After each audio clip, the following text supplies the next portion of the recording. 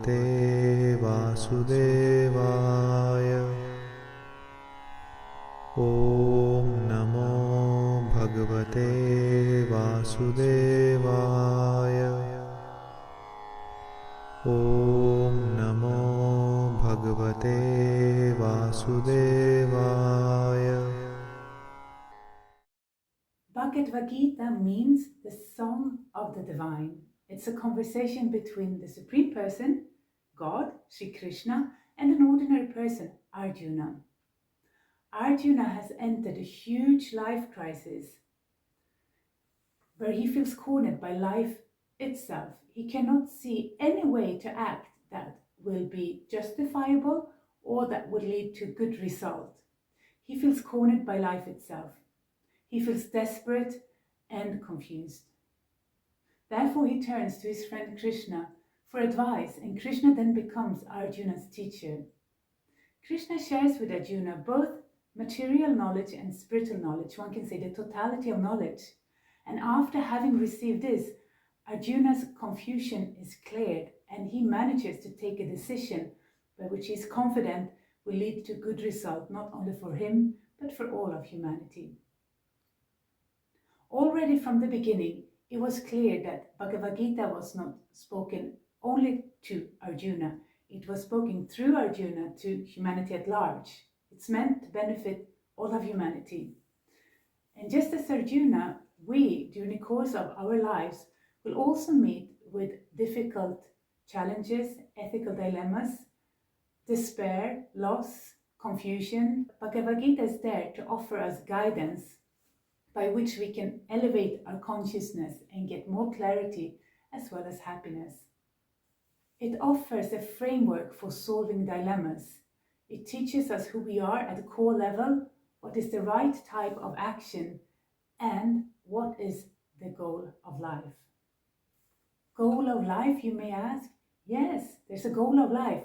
According to the Vedic tradition and body of literature, of which Bhagavad Gita is a part, there is a meaning and a goal to life. Also, there is a tradition that has been practiced for thousands and thousands of years of yoga, meditation, selfless service, scriptural studies, contemplation, prayers, and many men and women have reached very deep spiritual insights on the goal of life. So we don't have to fall for this nihilistic propaganda that is given to us by this modern civilization, that like do whatever culture, life is short. Just try to squeeze out whatever enjoyment you can get, no matter if it's at the cost of the well-beings of other living entities. And that will be a successful life. If these ideas are presented to us through the dominant culture, we should be very wary to what the reason and the motivation may be. Could it be to make money out of us? To make us silent, addicted customers? We are bombarded daily with distractions and entertainment and media and social media, and so many artificial needs are sold to us. So much that we forget to ask the important questions in life. One spiritual master, he called this the weapon of mass distraction. In my country, it is very common. I have heard, oh, don't ponder so much upon existential questions. You will go mad. Or just, you have problems, just take a pill. I'm not saying that psych pills are bad. There is a place, person and circumstance for taking psych pills, and they can help people to manage their daily life if there's a psychiatric condition. But psych pills should not be used to cover up the problems of a very materialistic and nihilistic culture. Karl Marx, the German philosopher who is one of the founders of communism, he used to say that religion is the opium of the people. But actually, materialism is a far worse opium of the people. Karl Marx said this because he thought that people get more insensitized to progressive change in society and that they legitimize injustices with religion. And of course he has a point. This happens and has happened in unhealthy expressions of religion. But keep in mind, think about those societies that have kicked out religion, for example, communist society or very, very secular societies, we still have a problem with people exploiting other people in those societies. So, was the problem really religion, or is it a problem that is more deep-rooted in our human hearts? This is a very good question to ask, because if it's a problem of our hearts, it's a spiritual problem, and we need to solve it with a spiritual process. Today we see a rampant opium of materialism in the world. We daily get drenched in material stimuli, and material desires in all different forms and shapes are aggressively sold to us, so much that we forget to ask the important questions of life, and we may even miss to fulfill the meaning and the goal of life. I would like to illustrate this with a recent example. This Christmas holiday I was spending with my sister and her family, and at Christmas Eve we were watching a movie that they were showing on one of the commercial Swedish television channels. It was a good movie, it had a really inspiring and interesting story.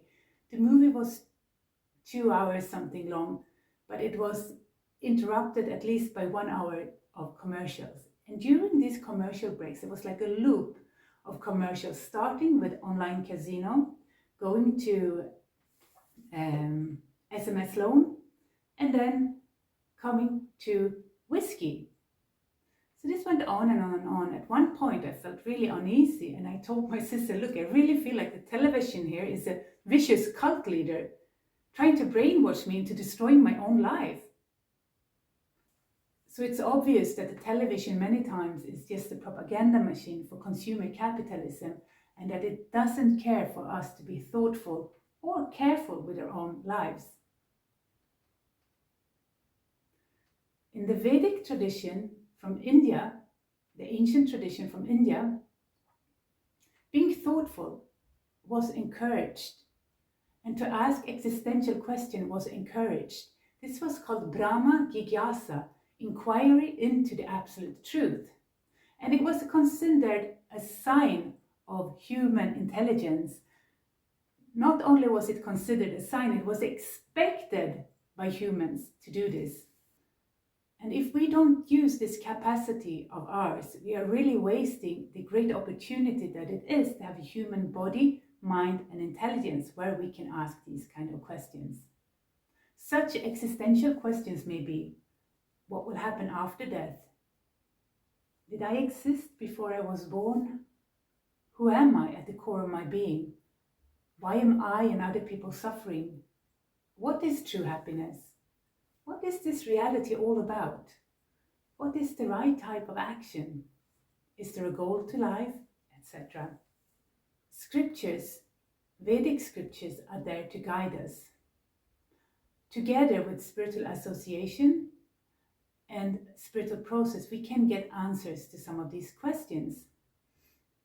The answer will not come to us only in an intellectual format, because they require a transformation of our consciousness. But just to come back to the point I made earlier about the modern culture, the modern Western culture, where we are encouraged not to ask existential questions. Honestly, I am of the conviction that if there's a question, there's an answer. We are limited beings with limited capacity, intellectual capacity. We cannot inquire beyond reality. We cannot even think of a question which is beyond reality, to which there's no answer. So there's a question because there is an answer. And Bhagavad Gita is a very good starting point to look into those questions. So I mentioned it gives knowledge both about material energy as well as about spiritual energy. So it teaches us how to synthesize our material life with our spiritual life. It's a really good and handy book to study. I know that Bhagavad Gita has helped me a lot, so much. I used to feel that things just happened to me randomly. Now I understand that if I come in a good consciousness with a good attitude, I can also influence how things happen to me and how I reciprocate and how others are affected by me and my energy and my activities. So it has helped me a lot. This has also reduced for sure my existential anxiety. So it has been the foundational book for my spiritual practice the last 18 years.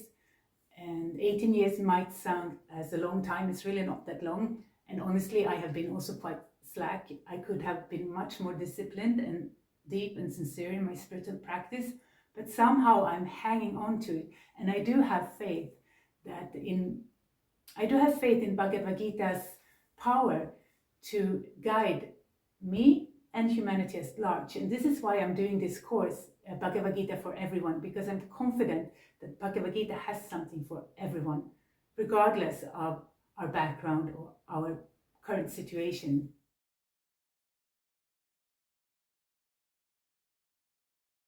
Bhagavad Gita can be studied both chronologically and thematically, and the serious student will benefit from studying it both ways. I have chosen to present this Bhagavad Gita for everyone in themes because I think it's very useful in getting a good overview and also go deep on each specific topics. The scripture Bhagavad Gita is a conversation between Krishna and Arjuna, which happened at the battlefield of Kurukshetra when Arjuna entered a huge life crisis. And as any other conversation, Krishna and Arjuna, they also jump back and forth between the topics. It's not that when Arjuna had his life crisis, Krishna says, "Wait a minute, my dear Arjuna," and he opened his laptop and he pressed the button and presented like a full PowerPoint presentation. No, it was in a free flow, back and forth, questions and answers. Though Krishna could have done a very organized, structured PowerPoint presentation if he would have liked it, because he's God. If he would have thought that suitable, he could have done it. He's free to present this knowledge how he likes. But he considered it be suitable to present this knowledge in a conversation, suitable to the context of Arjuna having a life crisis. And it makes sense. I could only think if I was really down and I had a life crisis and my best friend started to read psychological theories for me, I would not have been able to relate. Maybe I would even have been a little bit offended. So when we're having a crisis, we need empathy, we need, encouragement. Sometimes we need a push. So Krishna gives all that to Arjuna. Sometimes he gives really tough love to Arjuna. Many times he gives encouragement and reminds Arjuna of his virtues, of his heritage, of his skills. But because of it being a conversation, for me, when I first started to read from the Bhagavad Gita, I really found the knowledge a bit scattered and all over the place. I couldn't see the structure of the things that Krishna was talking about, and I couldn't really see the flow of the teachings that Krishna was giving, though I found it very, very interesting already from the start. So it was in 2008 when I enrolled in the Bhakti Shastri course in Mayapur. For those of you who don't know, Bhakti Shastri is a course where we read or we study 4 Vedic scriptures that are Bhakti related, and Bhagavad Gita is the main scripture that we study there. So during this Bhakti Shastri course, I really could see the flow of Krishna's teachings. I could get an overview, and it was really helpful for me. And that was also the time when I realized that studying the Bhagavad Gita is one of my favorite spiritual activities. So that is one of the reasons why I've chosen to present Bhagavad Gita in themes, that it should be clear and structured. And also my wish is that anybody who follows this course can use it as an index. If they want to know, for example, what Krishna says about the soul, they can go to the episode about the soul. I will give references to every verses in the Bhagavad Gita where Krishna talks about the soul, and we're also discussing around those verses. So this course could also be helpful for those who wants to give their own little presentation on Bhagavad Gita, or just for own knowledge. Without further ado, I'm going to present to you the 12 themes that I have chosen to present Bhagavad Gita from. Number 1 is the introduction, and that's where we're at now. We're going to see the context in which Bhagavad Gita was spoken, and we're going to talk to many things related to what is needed on the part of the reader to actually benefit and gain the spiritual knowledge that is presented herein. Number 2, the soul.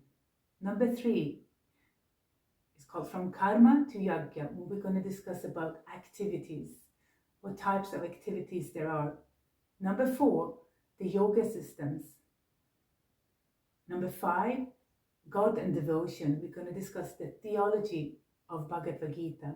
Number 6, the Guru, the spiritual master. Number 7, navigating the material energy. Number 8, duties for humanity. Number 9, virtues, vices, and liberation. Number 10, time and death. Number 11, Bhagavad Gita, the conclusion. Number 12, implementing Bhagavad Gita in our lives. Number 13, summary.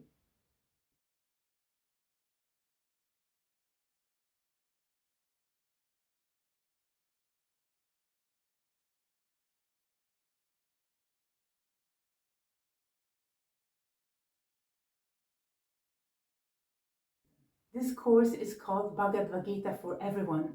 So my intention is to cater both to person who may be very new to the teachings of the Bhagavad Gita, as well as to persons who may have practiced the teachings and this from Bhagavad Gita for many, many years.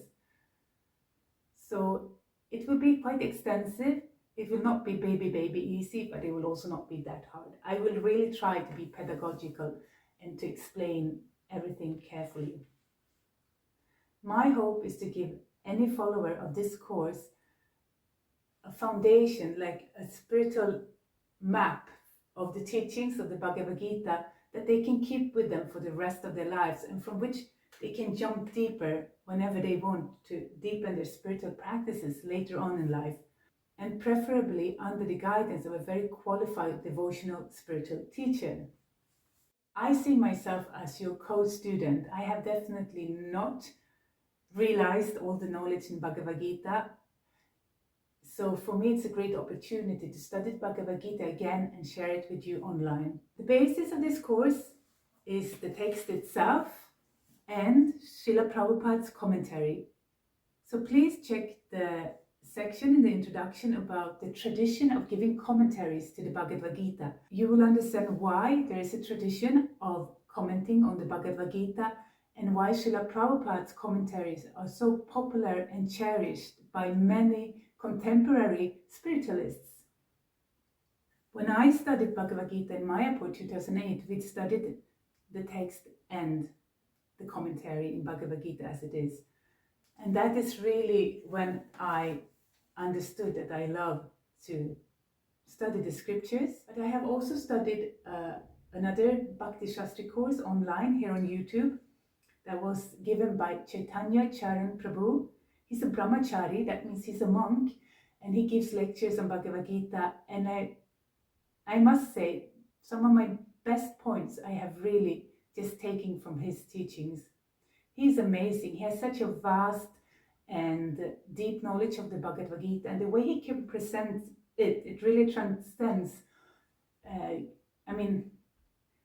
It speaks to you. It doesn't matter what kind of cultural background you have. He can really present the teaching in a very wonderful way that you can relate to, and he does that without compromising on the quality.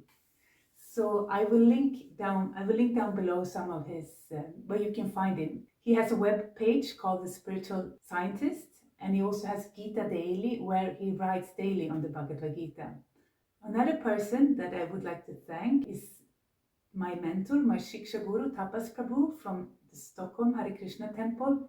He's always eager to clarify any questions I have on the Bhagavad Gita, and he can really understand spiritual knowledge from all different kinds of angles, and he has been very, very helpful in guiding me throughout my years practicing the teachings from Bhagavad Gita, and also while I was preparing this course.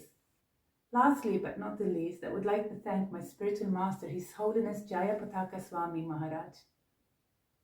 He's a living example of the teachings of the Bhagavad Gita. I'm very grateful that he has accepted me as his disciple, and I'm praying for his blessings that I can present this knowledge in a way that is beneficial to others and that is inspiring to the hearts of others. Hare Krishna, Krishna Krishna, Hare Hare, Hare Rama, Rama Rama, Hare Hare. Hare Krishna, Krishna Krishna, Hare Hare, Hare Rama, Rama Rama, Hare Hare. There's a long and vast tradition in India of giving commentaries to the Bhagavad Gita. These commentaries were written by the acharyas. An acharya is a very prominent spiritual teacher. The commentaries are called bhashya, and these bhashyas is a very big part of the tradition around the Vedic literature. In medieval India, the Bhagavad Gita was one of 3 books that spiritual groups used to give credentials to their teachings. So these books were the Vedanta Sutra, which is also called the Brahma Sutra, the Upanishads, and the Bhagavad Gita. Together, these 3 are called the Prasthana Traya. So why is there a tradition of giving commentary to Bhagavad Gita? If Bhagavad Gita really is God's song, as it claims to be, wouldn't it be self-evident? Wouldn't it be enough just to read the text? You may think so, but actually Krishna has made a safety system for us. We need both the scripture, the Bhagavad. So there's Bhagavad, the scriptures, but there's also Bhagavad, the person. So we need both a scripture and we need both a living example of somebody who is living according to that scripture. So the safety net that Krishna gives to preserve the spiritual knowledge and make sure that it's not misused is by the Shastras, the scripture, it's the Guru, the spiritual master, and it's the sadhus, the spiritualists. So these 3, you can always check with one of these 3. If one of these 3 is confusing you, you check with the other 2. So this is how Krishna protects the spiritual knowledge that he shares with us.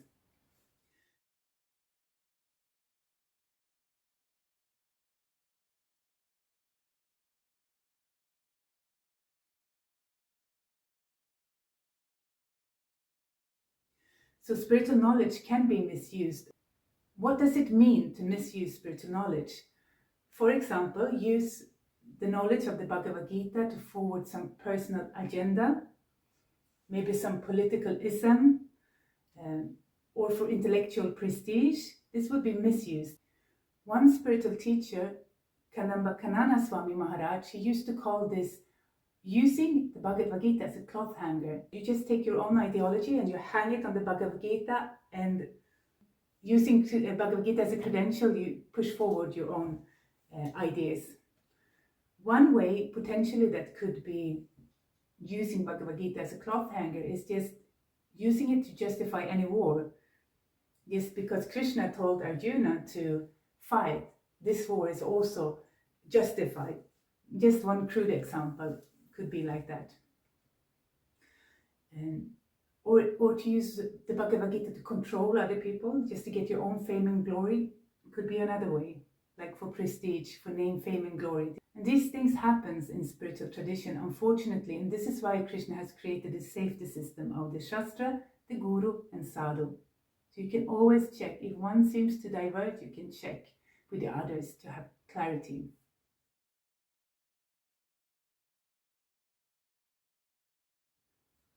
I know that many people have a resistance to spiritual teachers. Why would I need a spiritual teacher? But actually, just as in material matters, we have teachers, we need teacher in spiritual matter. Nobody would accept to be operated upon by a surgeon who has only read from the book and learned everything from the book. No, if we need to go through surgery, we need our surgeon to have been trained under a master surgeon, isn't it?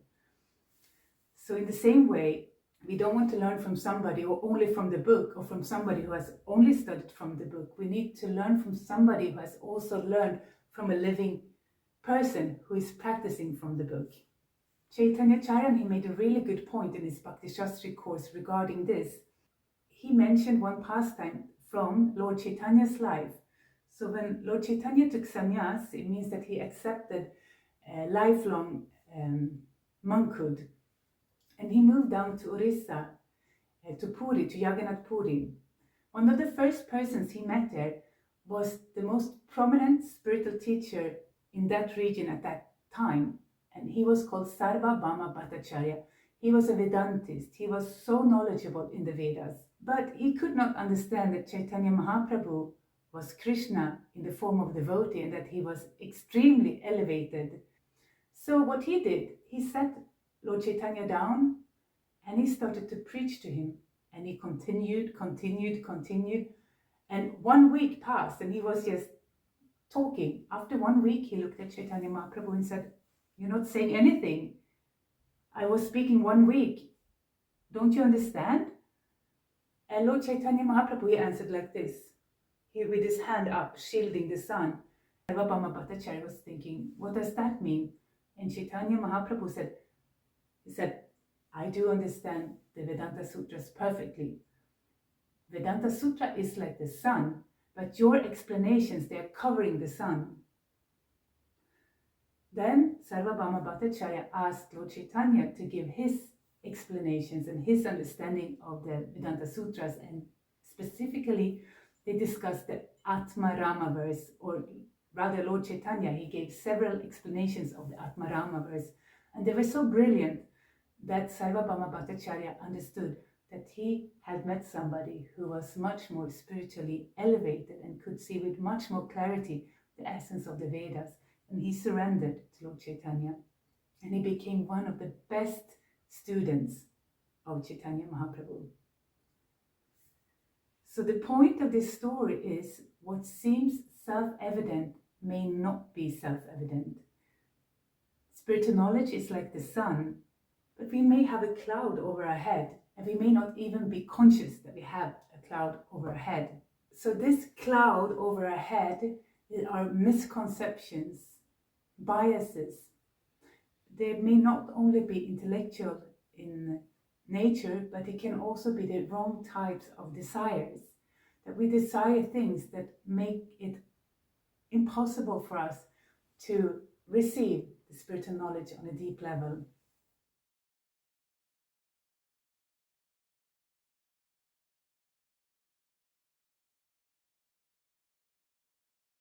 So which rendition of the Bhagavad Gita, which commentary should we read? Krishna himself, he gives a clue in the Bhagavad Gita. He says, Bhaktyamam abhigyanati. Only by devotion can a person know me. And to know Krishna means also to know his teachings. So somebody who has bhakti, who has devotion, can understand the message of the Bhagavad Gita.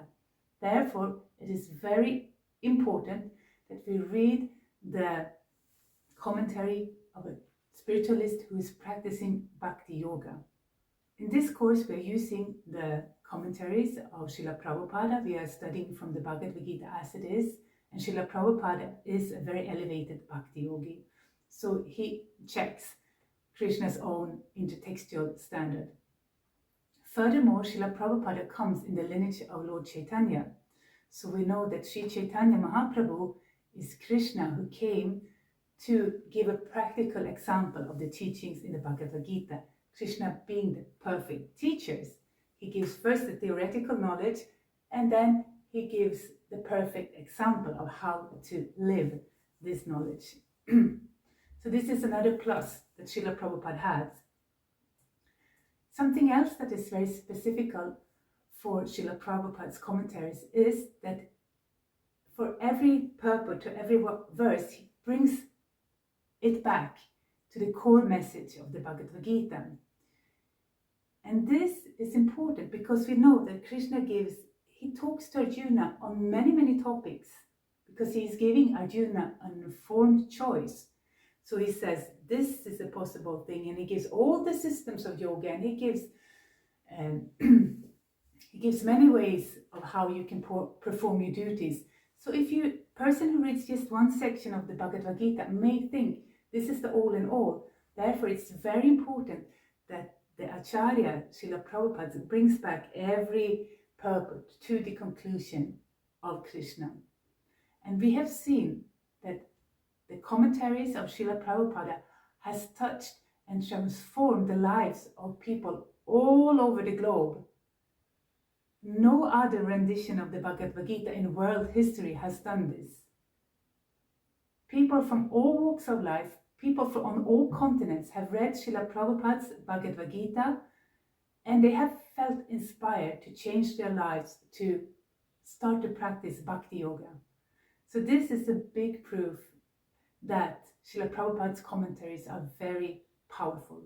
He has done what nobody else has done.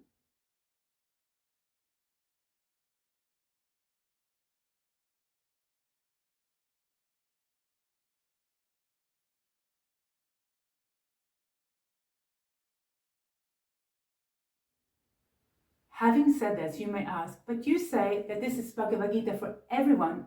Do you expect me to become a Bhakti yogi? No, not necessarily. But what I do expect from the listeners of this course is that they don't use Bhagavad Gita as a cloth hanger.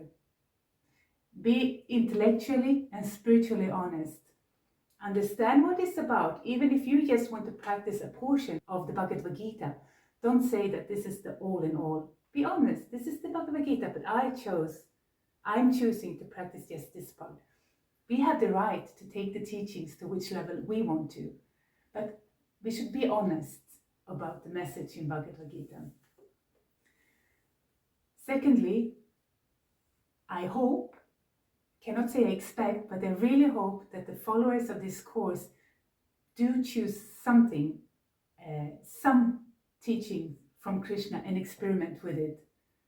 And try, this works in my life or it does not. This is something I really hope for the followers to do. And if somebody wants to take up Bhakti Yoga, that is wonderful. I am encouraging you to do it. It's the best thing I have ever done. But I don't expect the followers of this course to do it because it's a very personal choice.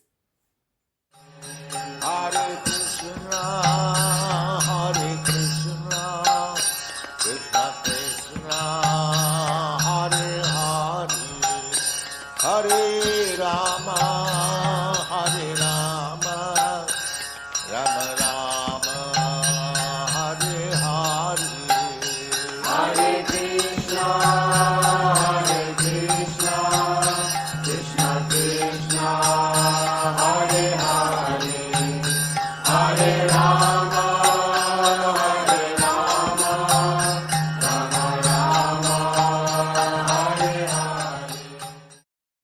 I know of two classical ways of dividing the thematics of the Bhagavad Gita, and I will share them with you.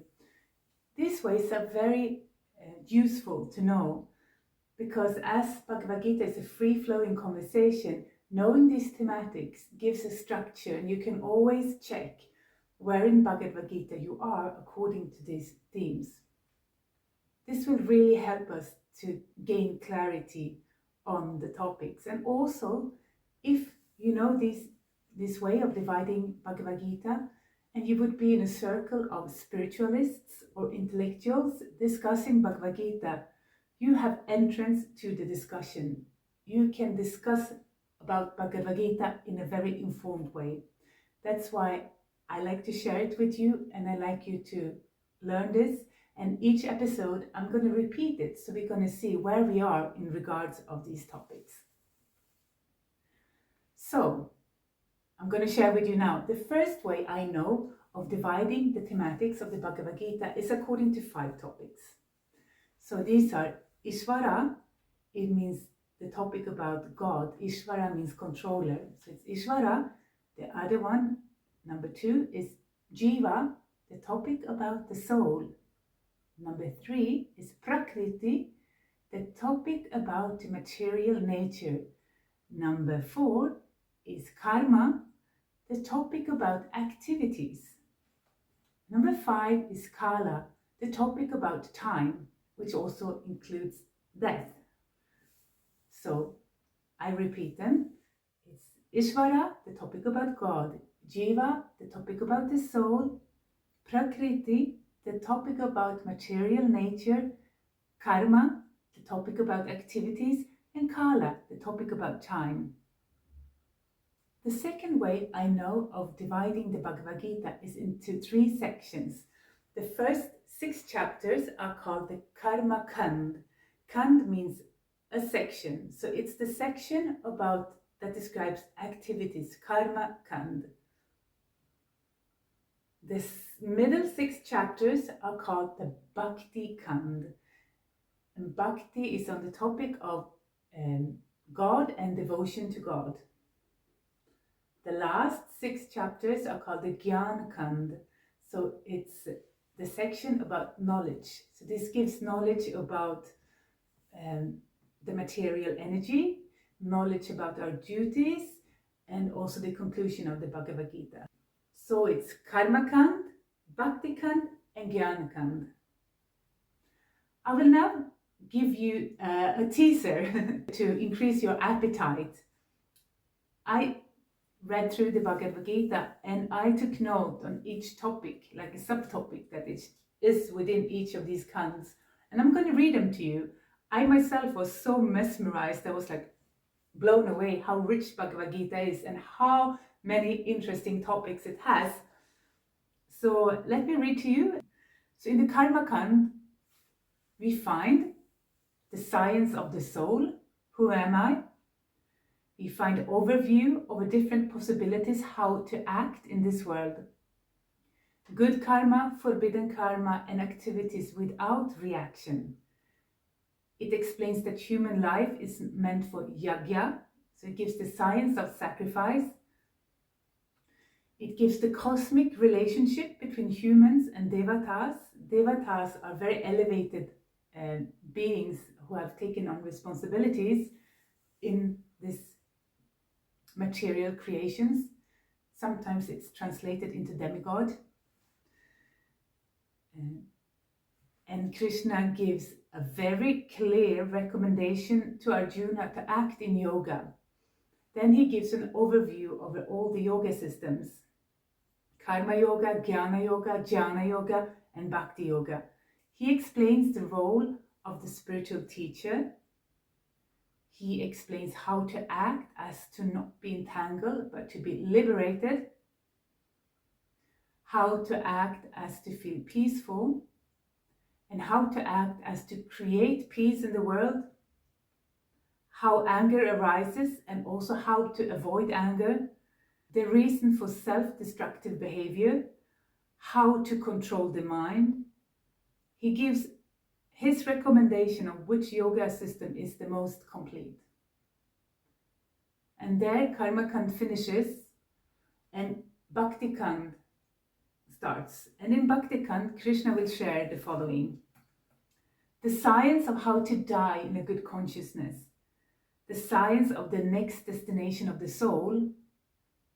The knowledge of God. He explains the 8 material energies of God. He explains his superior spiritual energy.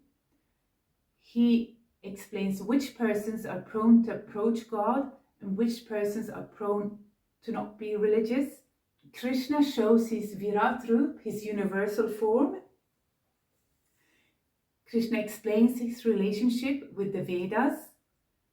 He explains how to approach God in devotion. He explains the nature of the absolute, dual or non-dual, personal or impersonal. And here ends the Bhakti Kand. And then the Gyan Kand begins, and the following topics are explained by Krishna. He goes back and explains to a very great extent the material energies that run this material world. and he explains how material energy affects the human psyche, lifestyles, goals, and activities. He gives the intricacies of action. He explains the duties of humans and how to perform these duties in different mindsets. He gives a conclusion, and he also states what is the benefit of reading the Bhagavad Gita. And here the Gyan Kand ends. So what do you think about these topics? Do they sound interesting?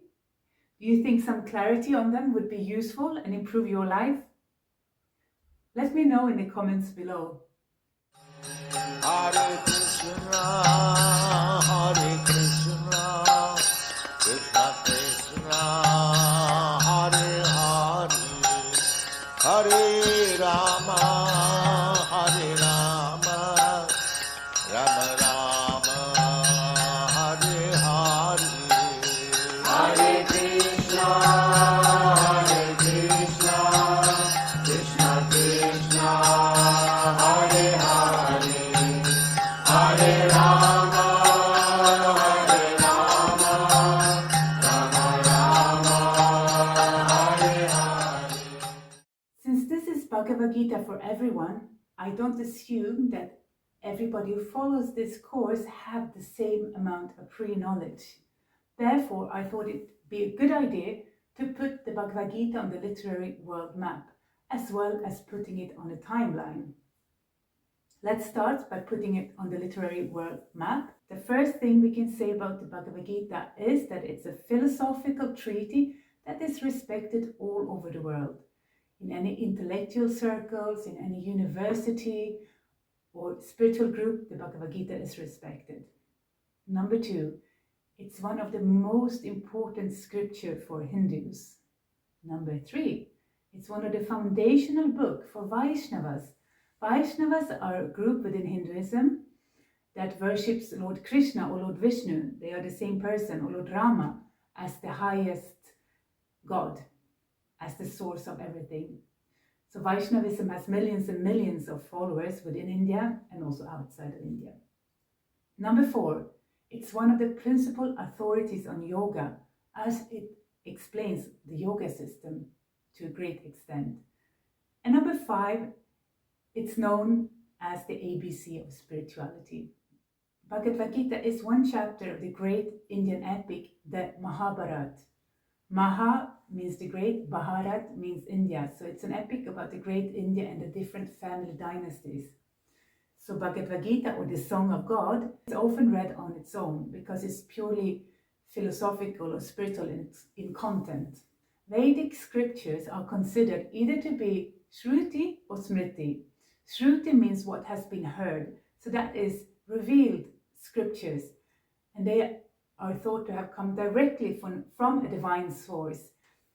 In Sanskrit, they say that they are apaurushaya. They don't come from human source, they are suprahuman. So Shrutis are what has been directly heard. Smriti means what has been remembered, and this is remembrance by the sages. So what the sages remember, and then it's retold. Bhagavad Gita is considered to be both a Smriti and Shruti. Smriti because it's part of the Mahabharata, what the sages have remembered. And Shruti because the words come from the mouth of God himself. So it's directly from a divine source. Also, Mahabharata is known to be Itihasya. Itihasya means thus happened. So the Mahabharata claims to be historical, thus happened. And the author of all Vedas and both Shruti and Smriti is said to be Veda Vyas.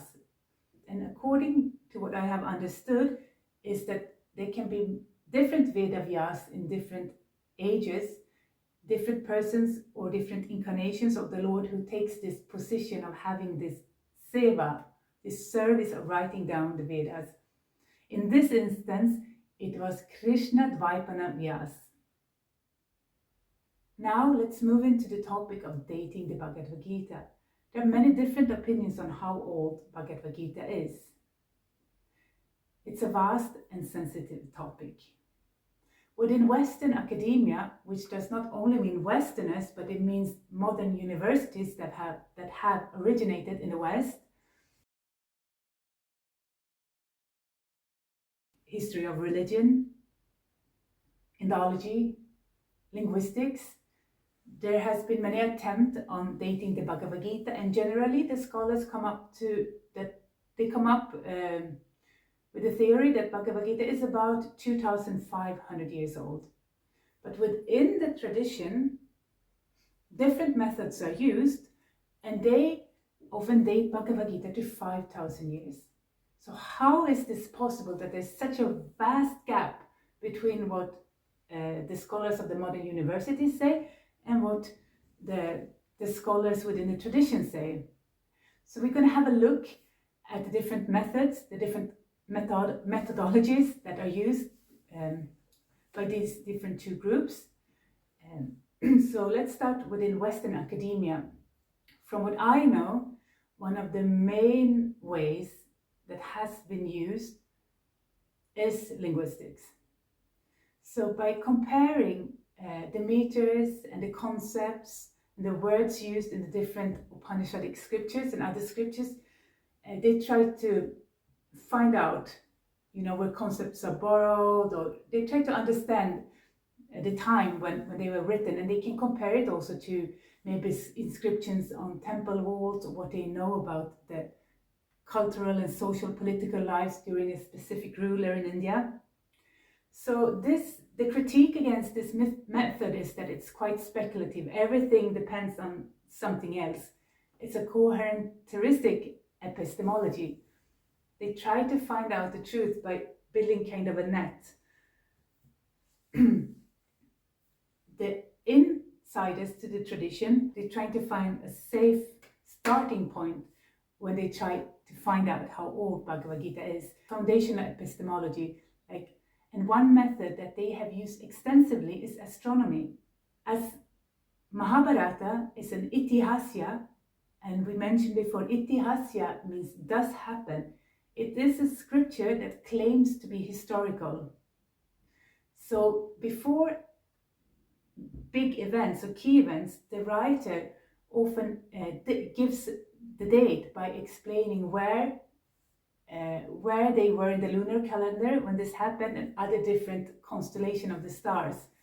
In the case of Mahabharata, we know that Krishna's brother Balaram, he did not want to take part in the war because he wanted to remain neutral. The war was between two cousin groups, right? So he chose to remain neutral. So he decided to go on a pilgrimage instead of participating as a warrior. So in India, in the ancient Vedic tradition, anytime you do something of importance, spiritual importance, you check to start it on an auspicious astrological moment. So did Balaram. So it's explained when he went on the pilgrimage, and he went for 45 days on the pilgrimage, and within these 45 days the war was fought, and the war was fought for 18 days.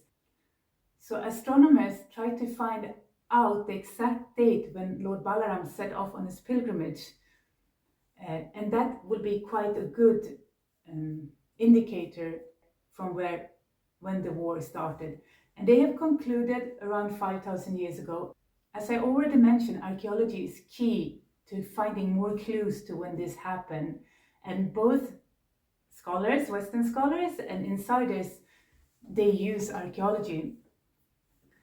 And India is huge, but it has not been so much excavated, because to make archaeological excavation costs a lot of money. You need somebody to fund, and we know that funding can be hard to get, and that it's also quite political who gets the funding, right?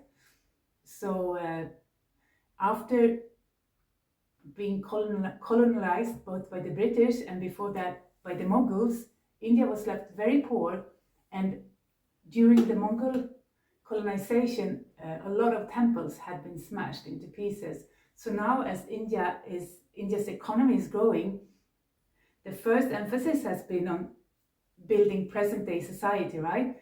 But then the second one has been on rebuilding the temples that were smashed to pieces.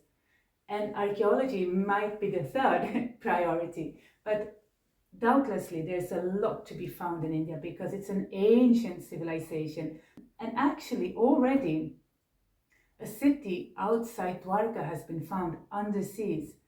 So according to the scriptures, Krishna's city where he lived with his queen sunk to the sea. So present-day Dwarka is in the state of Gujarat in India. And actually they have found an old city outside of Dwarka in the Arabian Sea. Whether this is Krishna's city or not, we don't know. And I also could not find so much information on how much excavation has been done there. It will be interesting to find out more. And if you know something, leave a comment down below if you have some interesting link or something that we can find out more about whether this city is the city of Dwarka or not. And another new, very important science is the one of genetics that can give us huge clues on how humans have moved across continents and the lands, and also how they have procreated. And this, both sides are for sure using this new science and this new knowledge to understand how the Indian civilization was built up, and whether people came from outside India to India or whether people have migrated from India outside. And this is also, as we know, it's a very political topic and sensitive topic. So it will be interesting to follow and see. We will get more input into this debate and into this important question. It's important, but for us still it's not that important, because we are testing the spiritual value of the Bhagavad Gita. We are learning about the teachings, the timeless teachings, and we are testing them in our lives. I will go on the insider theory that Bhagavad Gita is 5,000 years old because of the astronomical calculations, also because the generations, the genealogy is actually calculated. Say this was handed to this person, who gave it to that person and to that person. So you can also count the generations. Then of course it comes to the question, how long do you consider a generation to be? 30 years, 20 years? So this is also a topic to discuss and an issue to solve.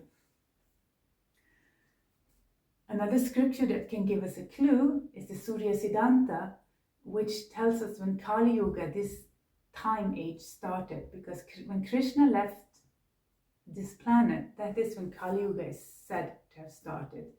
So there are many, many clues. But for us, we are more interested in the content of the Bhagavad Gita.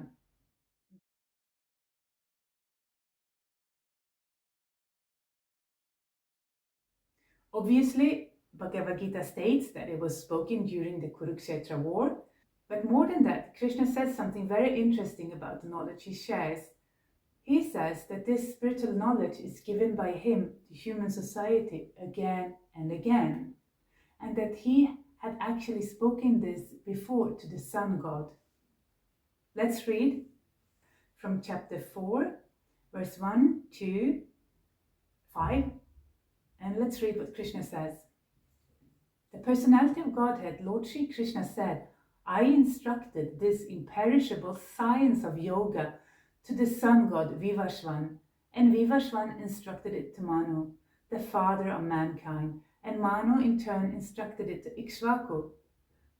This supreme science was thus received through the chain of disciplic succession, and the saintly kings understood it in that way. But in course of time the succession was broken, and therefore the science as it is appears to be lost. That very ancient science of the relationship with the Supreme is today told by me to you, because you are my devotee as well as my friend, and I can therefore understand the transcendental mystery of this science. Arjuna said, the sun god Vivashvan is senior by birth to you. How am I to understand that in the beginning you instructed this science to him? The personality of Godhead said, many, many births both you and I have passed. I can remember all of them, but you cannot, O subduer of the enemy. So Krishna says that he passed on this knowledge, the science of yoga, to the sun god.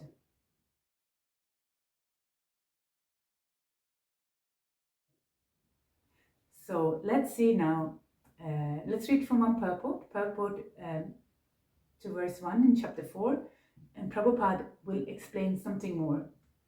At the present moment, we have just passed through 5,000 years of the Kali Yuga, which lasts 432,000 years. Before this, there was Dwapar Yuga, 800,000 years, and before that, there was Treta Yuga, 1,200,000 years. Thus, some 2,005,000 years ago, Manu spoke the Bhagavad Gita to his disciple and son, Maharaj Ikshvaku, the king of this planet Earth. The age of the current Manu is calculated to last some 305,300,000 years, of which 120,400,000 years have passed. Accepting that before the birth of Manu, the Gita was spoken by the Lord to his disciple, the sun god Vivasvan. A rough estimate is that the Gita was spoken at least 120,400,000 years ago. And in human society, it has been extant for 2 million years. It was respoken by the Lord again to Arjuna about 5,000 years ago. That is the rough estimate of the history of the Gita, according to the Gita itself, and according to the version of the speaker, Lord Sri Krishna.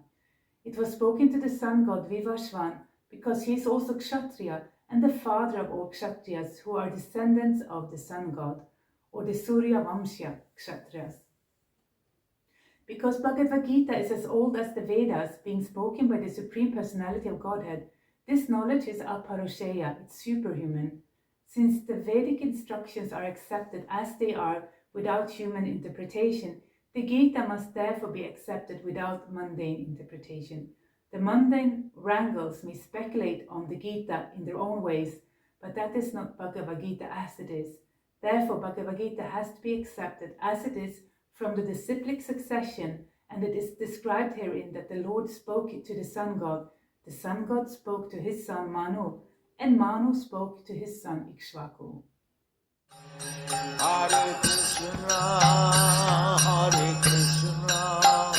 Krishna Krishna, Hare Hare, Hare Rama, Hare Rama, Rama Rama, Hare Hare, Hare Krishna, Krishna Krishna, Hare Hare, Hare Rama, Rama Rama, Hare Hare. The Bhagavad Gita is universal because it never goes out of fashion. It was relevant 5,000 years ago, it's relevant today, and it will be relevant 5,000 years into the future. This is because the topics are existential. Also, Bhagavad Gita reveals the underlying principles of the cosmos.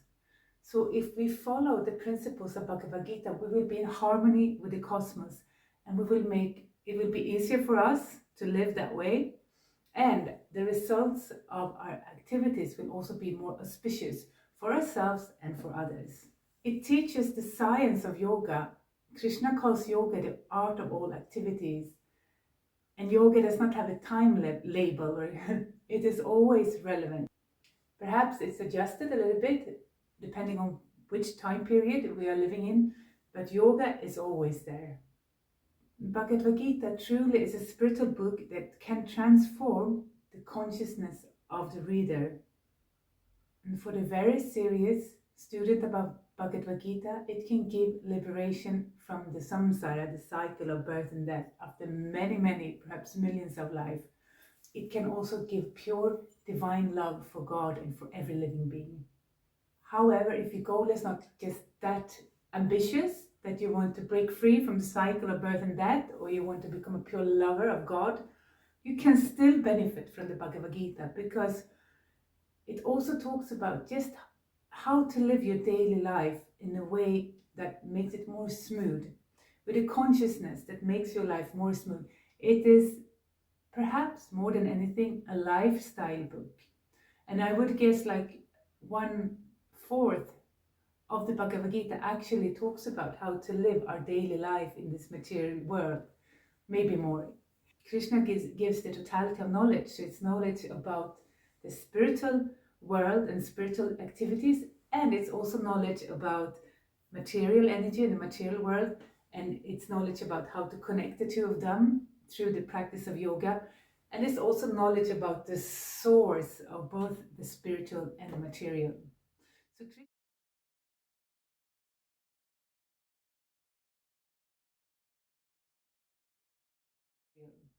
So Krishna, we may think that Bhagavad Gita is so super spiritual. Yes, it is, but Krishna takes a lot of time, many chapters, to explain material energy, how it affects us, and how we can put ourselves in the right attitude, in the right consciousness, to work together with the energy instead of working against it.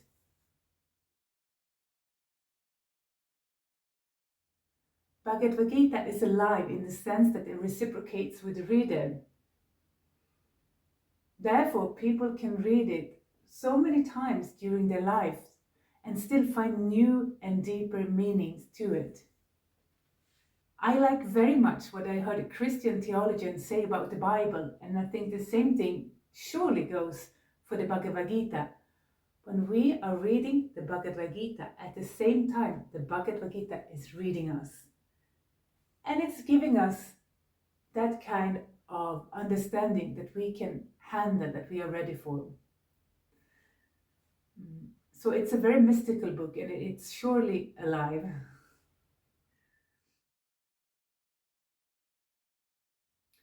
So do you have to be a Hindu to benefit from the Bhagavad Gita? The short answer is no. But if you come from an Indian Hindu background, it can be an asset because you have a culture that actually supports spiritual life. So if you use your background and your good fortune like that, it can really help you to advance spiritually when you're studying the Bhagavad Gita. But I mean, it can also be a disadvantage if you're from India, because maybe you think you already know everything and you will not be as open-hearted. So it depends what you're doing with your background. At the same time, coming from another culture may be a disadvantage, or it can be an advantage. Disadvantage maybe because so many things may be foreign to you, and concepts and maybe cultural expressions and maybe spiritual practices that you're not used to. But it can also be an asset that you don't have any biases or preconceptions of it, so you can listen with an open heart. The point that I want to give here is that Bhagavad Gita is meant for all of humanity. It's a book that is meant to benefit humanity at large. So you don't have to be Indian, or don't have to be from a specific gender, or from a specific social group, or from a specific ethnicity. Everybody can benefit from the Bhagavad Gita. And I'm confident that Bhagavad Gita has something for everyone, regardless what your expectations are, if they are like, to become really, really elevated spiritually, or just to make your life a little bit easier, or if it's just curiosity. I'm confident that Bhagavad Gita has something for you.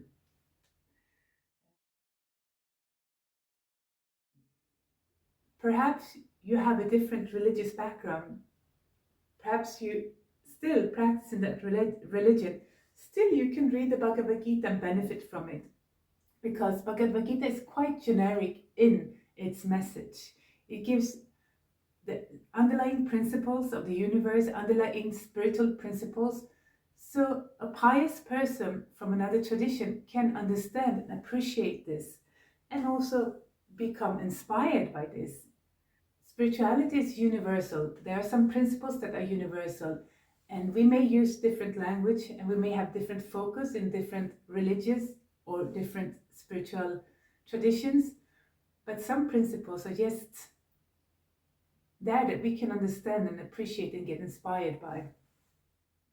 So I said that Bhagavad Gita is quite generic in its message. What does that mean? That it's like super simple? No, you can go, or you can arrive all the way to highest perfection with the Bhagavad Gita.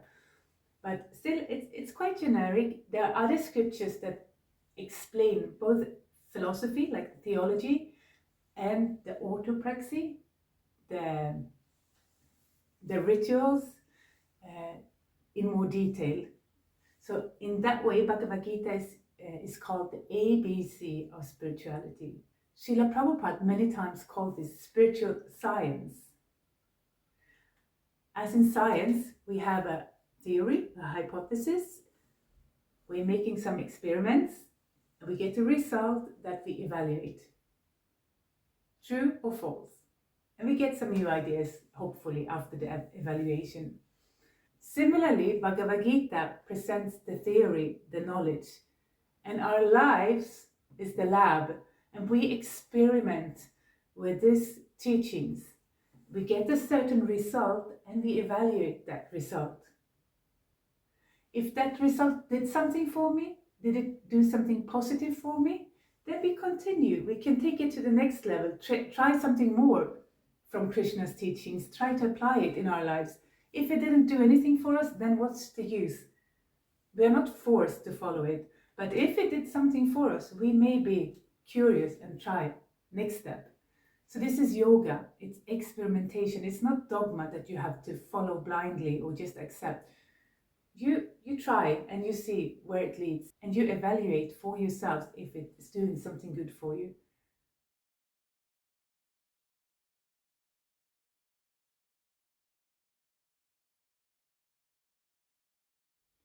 My favorite way of looking at Bhagavad Gita is really like a guidebook. Krishna explains all possible human activities, obviously not in detail, but he gives the principles of every possible direction a human can go in. And I find that really amazing, very impressive. So I like to see Bhagavad Gita as a map for humanity. And after Krishna has given us this map, or he gives it first to Arjuna, right, who represents us, he gives it to Arjuna and says, now Arjuna, I have given you the knowledge, I have given you a recommendation, now you do as you like. So he's giving Arjuna an informed choice on what actions he's going to take, which direction he's going to take in his life. And the same thing for us. He's giving us an informed choice. And for me personally, this has really helped me. I used to feel rather that things just happened to me randomly, and I was totally kind of out of control of it. Now I understand there are many things I can do to influence how things happen to me and how they affect me, and how I can stabilize myself in my goals, in my dreams, and so on.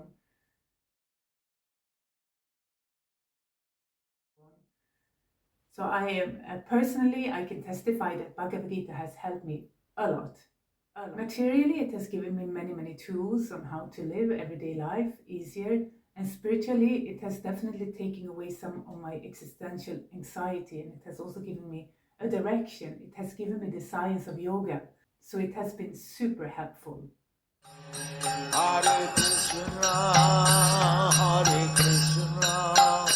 Krishna Krishna, Hare Hare, Hare Rama, Hare Rama, Rama Rama, Hare Hare, Hare Krishna, Krishna Krishna, Hare Hare, Hare Rama, Rama Rama, Hare Hare. Krishna appeared 5,000 years ago, and he spoke the Bhagavad Gita. The conclusion he gave is quite clear. For complete success in one's life, one needs to surrender to God and to love God. Still, not so many people could follow, even though the conclusion was this clear. Why is this? The answer is that humans, we need a living example to understand. We don't understand only through theories. We need also to see a practical living example of somebody who lives the knowledge, who lives the love. And Krishna, being the perfect teacher, the perfect pedagogue, he knows this. So he came 500 years ago in the disguise of a devotee. He came as a practitioner of Bhakti Yoga. So Lord Chaitanya is actually Krishna in the mood of a devotee, and he came to teach the world the highest stages of Bhakti. This is called the acharya principle. A great teacher who is teaching by example. And Mahaprabhu means that. Maha means a great, a big, Prabhu, master. So the greatest master, Mahaprabhu.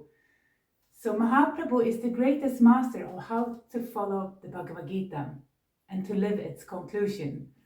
The principle of having a living example is extra urgent and important in Kali Yuga. Kali Yuga is the time period where we are living right now, and it's known to be the age of quarrel, confusion, hypocrisy, and it's an age where people are known to have less virtues in regards to other ages. Kali Yuga is said to have started 5,000 years ago, and it will continue for 427,000 more years. So it's quite a huge time period, and we're just in the beginning of it.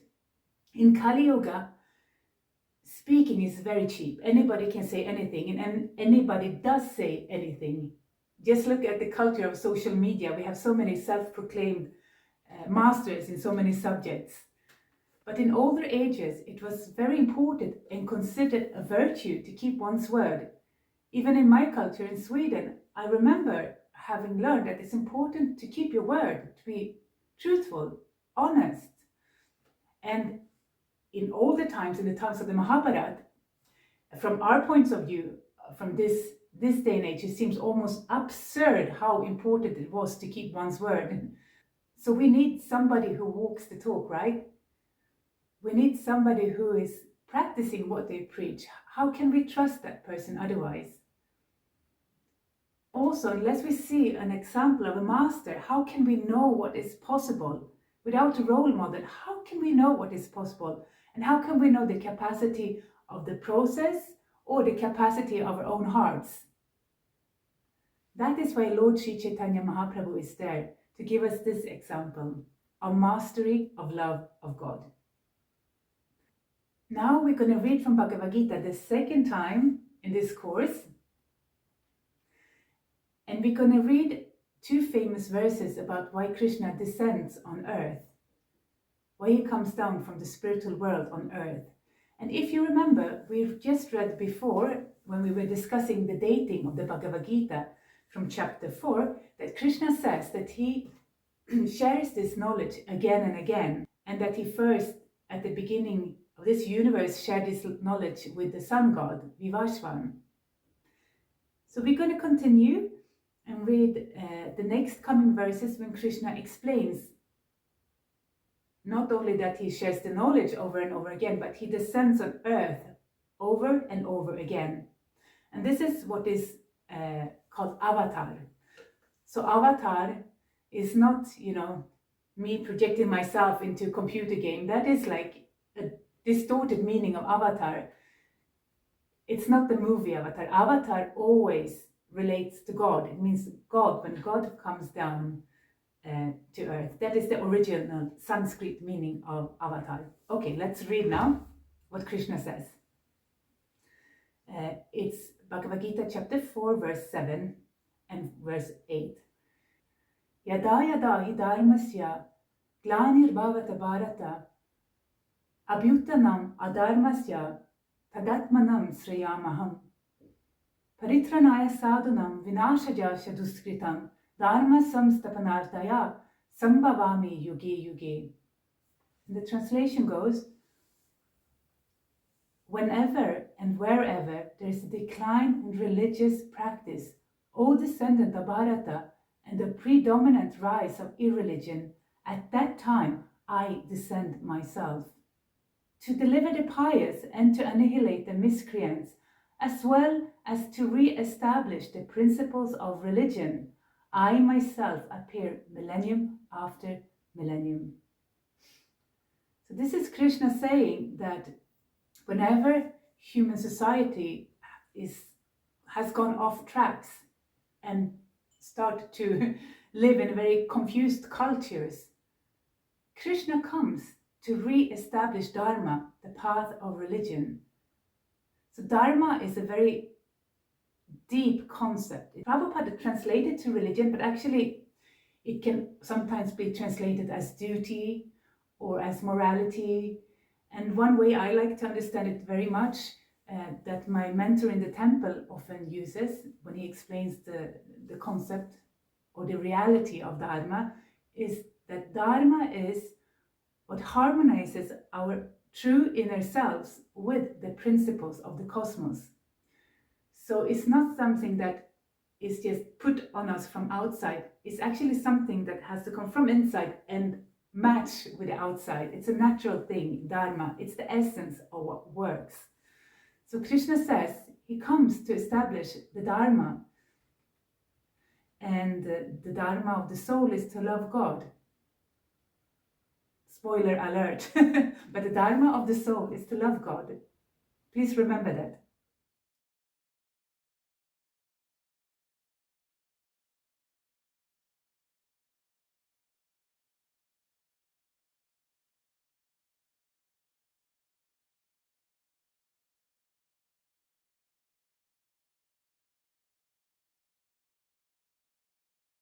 And let's read now what Srila Prabhupada says about it, and we're going to discuss a little bit more. But remember these two terms, Dharma and Avatar. Okay, so we're reading a little bit from the purport to verse 7 in the 4th chapter. Therefore, each and every avatar or incarnation of the Lord has a particular mission, and they are all described in the revealed scriptures. No one should be accepted as an avatar unless he is referred to by scriptures. It is not the fact that the Lord appears only on Indian soil. He can manifest himself anywhere and everywhere, and whenever he desires to appear. In each and every incarnation, he speaks as much about religion as can be understood by that particular people under their particular circumstances. But the mission is the same, to lead people to God consciousness and obedience to the principles of religion. Sometimes he descends personally, and sometimes he sends his bona fide representative in form of his son or servant or himself in some disguised form.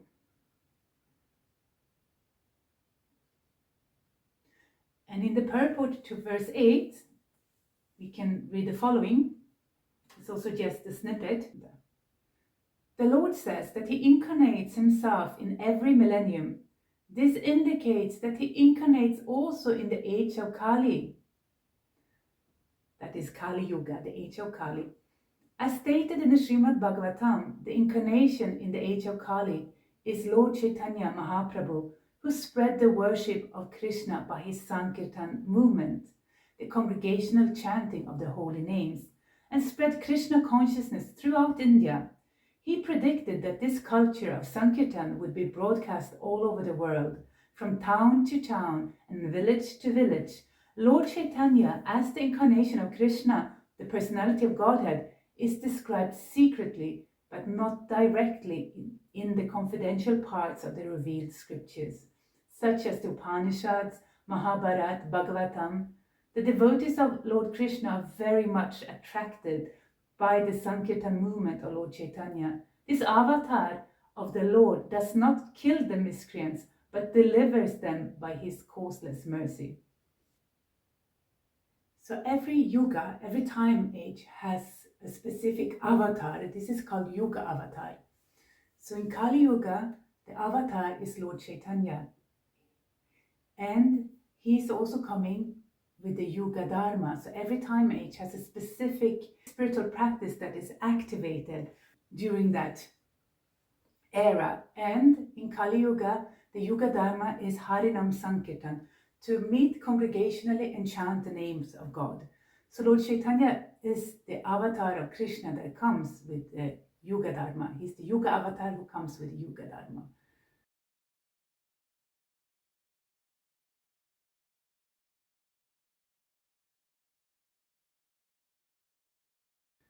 This is very important to understand. And it is said Krishna comes once in the day of Brahma in Dwapar Yuga. So, and Lord Chaitanya always comes in Kali Yuga. So in each time is considered to be cyclical according to Vedic knowledge. So in each cycle there are 4 subdivisions. There is Satya, Treta, Dwapar and Kali Yuga. So when Krishna comes in Dwapar Yuga, always Lord Chaitanya comes. But the thing is, Krishna does not come every yuga. He comes once every 1,000 yuga. So he comes once in the day of Brahma. Brahma is the highest living being in this universe. He's the engineer of this universe. So his time is a little bit different from human time. So he lives in 100 years. In his calculation, it's not like our solar years. So a day of Brahma is called Kalpa. It spans over 4,320 million solar years. So Krishna comes one time in 4,320 million years.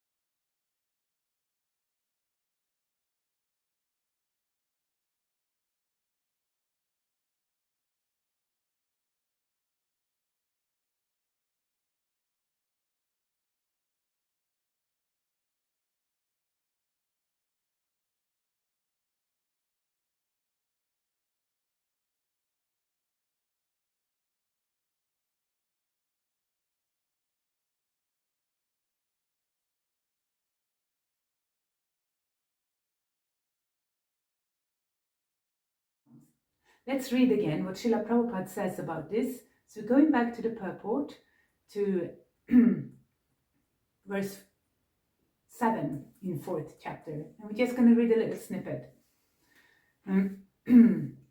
Although the Lord appears on schedule, namely at the end of Dwapar Yuga of the 28th millennium of the 7th Manu in one day of Brahma, he has no obligation to adhere to such rules and regulation because he is completely free to act in many ways at his will. He therefore appears by his own will whenever there is a predominance of irreligiosity and disappearance of true religion. So there is a schedule how the Lord comes. However, being the master of any schedule, of any machinery, he comes by his own will. He's not forced to follow his own schedule. He's the creator of that schedule. Just as Krishna is the creator of the Vedas, he can also make the exceptions to the rule. So it's very rare, both that Krishna comes and that Lord Chaitanya comes. But at any time, in any yuga, some form of Krishna is coming. I mean, Krishna descends in some form. Lord Chaitanya is also known as the most generous and the most merciful form of the Lord. And he has come to give what no other avatar of Krishna has ever given. And that is free love of God. He gives prema bhakti, the highest form of love of God. Prema bhakti. So bhakti in general is love and devotion for God. And the highest stage is prema bhakti. That is the love that exists in the spiritual world. And Lord Chaitanya comes to share with us the love that exists in the spiritual world.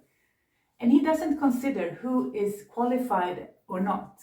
In other yugas, to perform yoga and to reach very elevated spiritual stages of consciousness, you had to be qualified. Sometimes you had to go through many, many lifetimes of yogic practice to become qualified to chant a certain mantra, for example. But when Lord Chaitanya comes, he gives to everyone freely. And he says, you take this method, you take the Hare Krishna Mahamantra, you take the knowledge of the Bhagavad Gita, and then with it, you become purified and you qualify yourself. The only qualifications that is needed is that we realize that we don't have any qualification.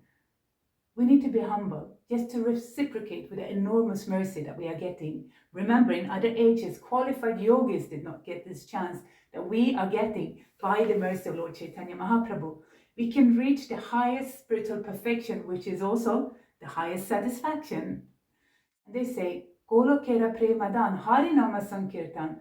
So the method of Harinam Sankirtan is actually what is called not only a gift, but and not a donation. It's welfare.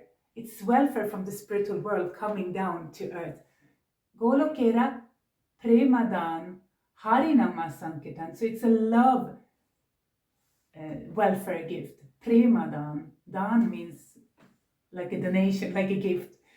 So it's a gift, and we only have to accept it and realize we're not qualified. We just accept it thankfully, and we get a chance to reach the highest spiritual perfection through Lord Chaitanya. And one thing that is also very ecstatic and fantastic about Lord Chaitanya being the most merciful avatar of Krishna, as Krishna says, when he comes down, he comes to destroy the miscreants. That often means to kill the demons.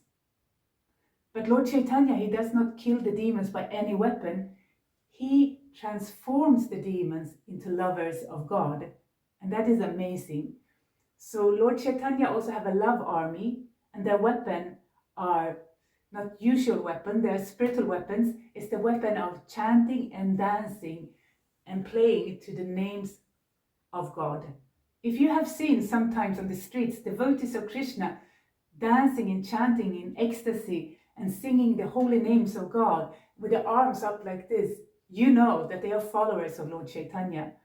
They are out to spread the mercy of Lord Chaitanya, because just by chanting the Hare Krishna Mahamantra, the consciousness of the whole world is elevated, and if anybody who hears it get a blessing.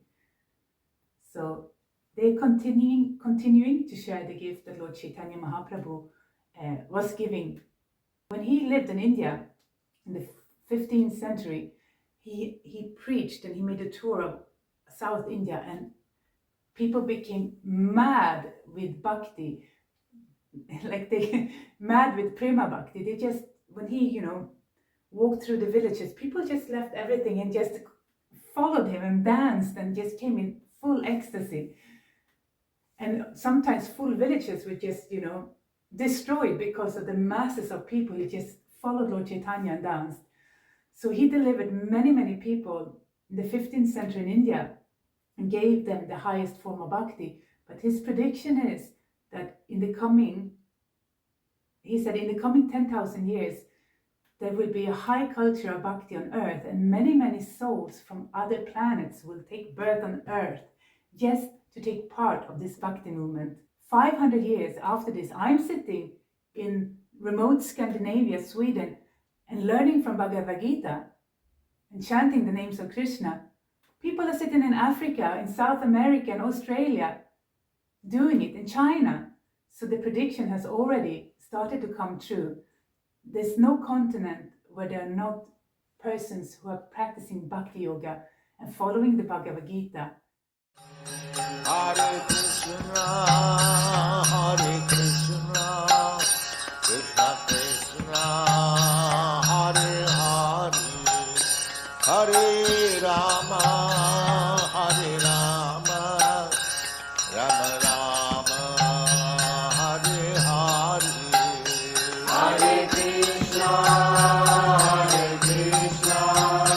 Krishna Krishna, Hare Hare, Hare Rama.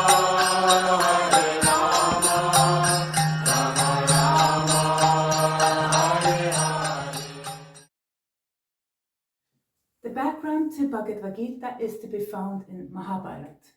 Mahabharata is the world's longest epos. It consists of 74,000 verses. Mahabharata means the great India, and it's the story of the family dynasties. And just to put it into perspective, it's about 10 times longer than the great Greek epos, the Iliad.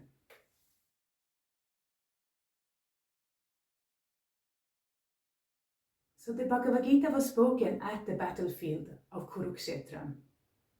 And this is a place that is still there in India today. It's in the state of Haryana. And I have actually gone there, and I recommend all of you to go there on the pilgrimage. I went about 1.5 years ago, and it was pretty amazing. And I went there, and I went to the place where Krishna was actually speaking the Bhagavad Gita. It's called Yotisar, and today there are a few trees, and it's outside. It's not even a temple built on that. Yes, there's a small temple in the tree, but it's not like a big temple built on that spot. And it's very powerful. I went there and I read the Bhagavad Gita, and I prayed to understand the Bhagavad Gita better. And I also prayed for mercy and empowerment that I could do this Bhagavad Gita YouTube series. So I recommend, if you ever get a chance, that you go there on a pilgrimage. It's a very spiritually potent place. Okay, back to the story. So what had led up to the war was that there was a conflict within the ruling family who was the rightful heir. The conflict was between the 5 Pandava brothers, of whom Arjuna is one, and the 100 Kaurava brothers, who the older of them is called Duryodhan, and he was their leader. The 5 Pandavas were actually the rightful heirs, not only according to lineage, but also in terms of qualification. They were driven by a sense of duty to the people and a sense of duty to God to serve as rulers and protect the people and protect the land. The Kauravas instead were very materialistically driven, and they were driven by great envy and hunger for power. So before it came to the point of a war, obviously there had been lots of discussions, and diplomacy had been tried. And the Pandavas were very generous. They said, look, they told the cousin brothers, the Kauravas, look, you can rule the Bharatvarsha. Just give us 5 villages. We need 1 village each, because we are Kshatriyas, then we can do our duties as rulers. We can do our duties as kings, but just 1 village each is enough for us. So this is a very generous and a humble offer. But Duryodhan, he could not accept. He said, no, I will not give you as much land as the tip of a needle. And then there was no more room for negotiation. The war was a fact.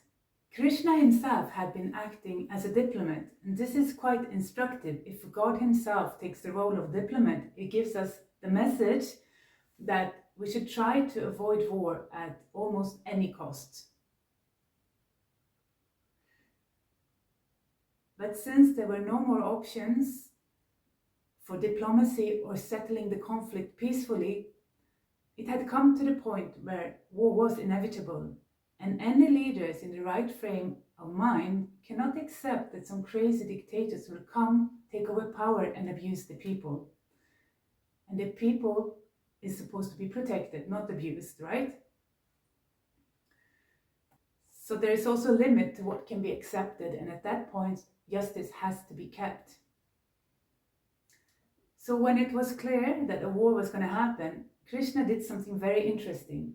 He went to both sides and he said, you can choose, either you get my army, my very powerful and opulent army with great warriors, or you can choose to have me on your side as advisors. And guess what? The materialistically driven Kauravas, they immediately said, we want your army, Krishna. They grabbed the army and they were confident that with such an opulent army they would win.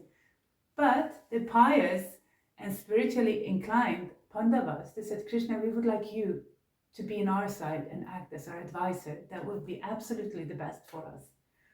This is also very instructive, and you can see a clear example of a demoniac mentality, when you want to have the energy and the opulence of God, but you don't want God, and those who want God, the morality, the auspiciousness, the loving relationship. Now it's the first day of the war. All the soldiers have lined up. And Krishna is acting as Arjuna's chariot driver. And Arjuna asks Krishna, Krishna, please take me a little bit closer to the opposing side so I can see whoever is here, whoever has lined up to fight this war. And when he sees the opposing sides, he sees his family members, his teachers, his seniors, people he loves. Though he is one of the most skilled warriors the world has ever seen, he loses his composure and he has a full-blown anxiety attack. He knows either he has to kill the people he loves or he has to be killed by the ones he loves. He feels cornered by life itself. It's a lose-lose situation. He doesn't see how anything good can come out of this war. And Arjuna was a very virtuous person. If he knew that there would be a good result, if he gave up his life, he would easily have given up his life for a higher cause. But he was confused. He did not know what is better, to win or to lose and let the dictators win. And he there has not only an anxiety attack, but a full-blown life crisis. He starts to shake, his hair is standing on end, he gets foam from his mouth, his mind is just running, and he goes on a ramble. So he brings up all the reasons why he should not fight. Though the reasons are valid, and we're going to go through them one by one, it is a ramble because he doesn't listen. He's in panic. That's it. So let's check now which reasons he presents to Krishna why he does not want to fight. So the first one is compassion. Arjuna is soft-hearted. He's a devotee. He has compassion. He does not want to kill anyone, actually. Number two, second reason is sinful reaction. He's thinking this war is so horrendous. If we kill millions of people, there would be horrible karmatic reactions. His third reason is enjoyment. He says, even if we win, what is the point of winning a kingdom, like a heavenly kingdom, if the ones you want to enjoy it with are not there? It's just depression, right? So that was his third reason. Number four, he says this is the destruction of the dynasty and the family tradition. So he knows if so many soldiers are going to be killed, there will be a lot of single mothers, and the family tradition will be destroyed. And the family, according to Vedic sociology, is the backbone of the whole society. The family is sacred. It's a very natural institution where everybody has a place and everybody gets also the right kind of stimuli. When we have a strong family culture in a society, we don't need like ghettos or institution for our children or for our elders. They are actually naturally taken care of. So he knows if the family tradition is destroyed, this is his own words. He says, then any kind of welfare project will not be fruitful. And he also says that who will offer the sacrifices to the forefathers? So in any traditional society, and so in the Vedic society, the ones who lives now, us, we have a duty to the forefathers. Everything we inherited from our forefathers, right? The land, our bodies, our culture, so much work they did so we can be here today. So we now have to work for them by doing sacrifices for them so they can have an auspicious continuations on their soul's journeys. So if everybody is killed, what will happen to the forefathers? These are Arjuna's concern about the destruction of the dynasty and the destruction of the family. He feels so depressed that he actually wants to go and live from begging. But he knows if he runs away, the unqualified rulers will take power and they will terrorize the people. What to do? At this point, he throws away his bow, he sits down with a deep, depressed sigh and he says, Krishna, I don't know what to do. Please instruct me. Now I am your disciple. And what does Krishna do? At that time, Krishna smiles. Not because he's a sadist, but because he has the higher perspective. He's God, he has the higher perspective. And he knows that there's a way that Arjuna can act, which is beneficial not only for him, but for everyone. So Arjuna is in the dilemma about his duty as a warrior and his duty to his family. But Krishna is now showing him the higher duty by which he can make a situation auspicious. Now, after Arjuna has presented all his doubts, why you should not fight, Krishna starts to answer Arjuna's arguments one by one. And he starts by a material point of view, why Arjuna should fight, because it's his warrior dharma, his warrior duty. But then gradually he starts to give his teachings from a more spiritual perspective, why Arjuna should fight and how he can fight in the consciousness of yoga. But before all this, before Krishna gives any advice on how Arjuna should act, he actually starts by explaining to Arjuna the nature of the soul. Because if we don't know who we are, we don't know what is the right type of action. We don't know what will benefit us if we don't know who we are. It makes sense, right? So in this course, we are going to do it the same way. The first lesson is going to be the lesson of the soul. And we're going to learn about our identities as souls. And then the second lesson, we're going to learn about karma, from karma to yajna, about different types of activities. And then we're going to slide over to the science of yoga. So stay tuned. These are essential topics for a happy, successful life.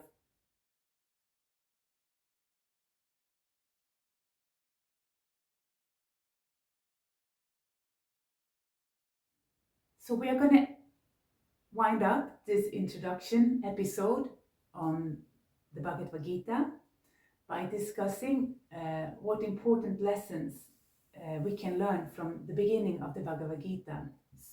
So the first thing I want to mention is that Arjuna's crisis is so important that the whole first chapter is called Arjuna Vishada Yoga. It's called the yoga of Arjuna's lamentation. This means that whenever we are in crisis or whenever we are suffering and we are feeling cornered, this is a great opportunity for us for upgrading our consciousness.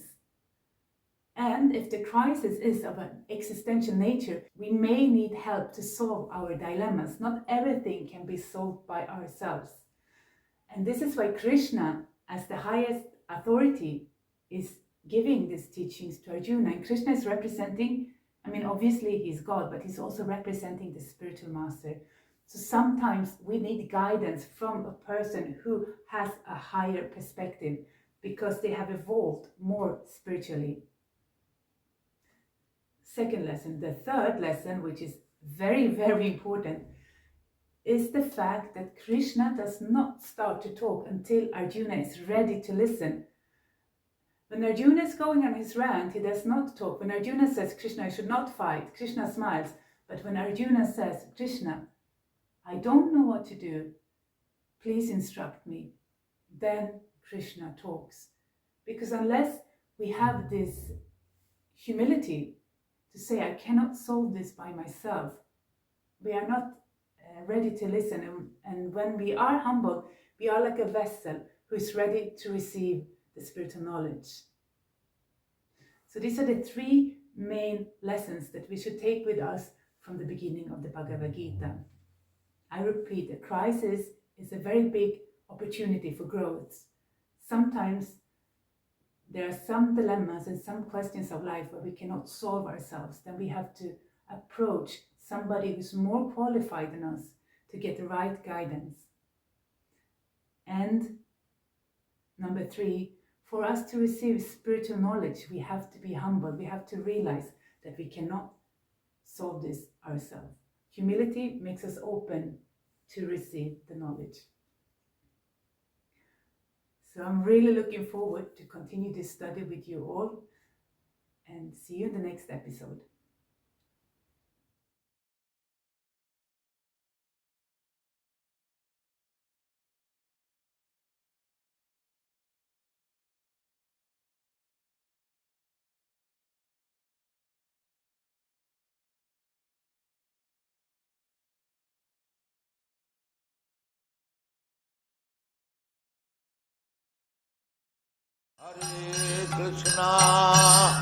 Hare Krishna, Krishna Krishna, Hare Hare, Hare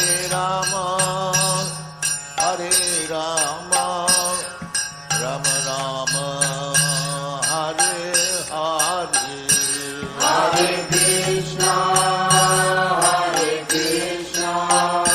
Krishna Krishna, Hare Hare, Hare Rama, Rama Rama, Hare Hare, Hare Krishna, Krishna Krishna, Hare Hare, Hare Rama, Rama Rama, Hare Hare, Hare Krishna, Krishna Krishna, Hare Hare, Hare Rama, Rama Rama, Hare Hare, Bhaja Shri Krishna Caitanya Prabhu Nityananda, Sri Advaita Gadadhar, Srivasadi Gaur Bhakta Vrinda. Bhaja Shri Krishna Caitanya Prabhu Nityananda, Sri Advaita Gadadhar, Srivasadi Gaur Bhakta Vrinda. Bhaja Shri Krishna Caitanya Prabhu Nityananda, Sri Advaita Gadadhar, Srivasadi Gaur Bhakta Vrinda. Bhaja Shri Krishna Caitanya Prabhu Nityananda, Sri Advaita Gadadhar, Srivasadi Gaur Bhakta Vrinda. Hare Krishna, Krishna Krishna, Hare Hare, Hare Rama, Rama Rama, Hare Hare, Hare Krishna, Krishna Krishna, Hare Hare, Hare Rama, Rama Rama, Hare Hare, Hare Krishna, Krishna Krishna, Hare Hare, Hare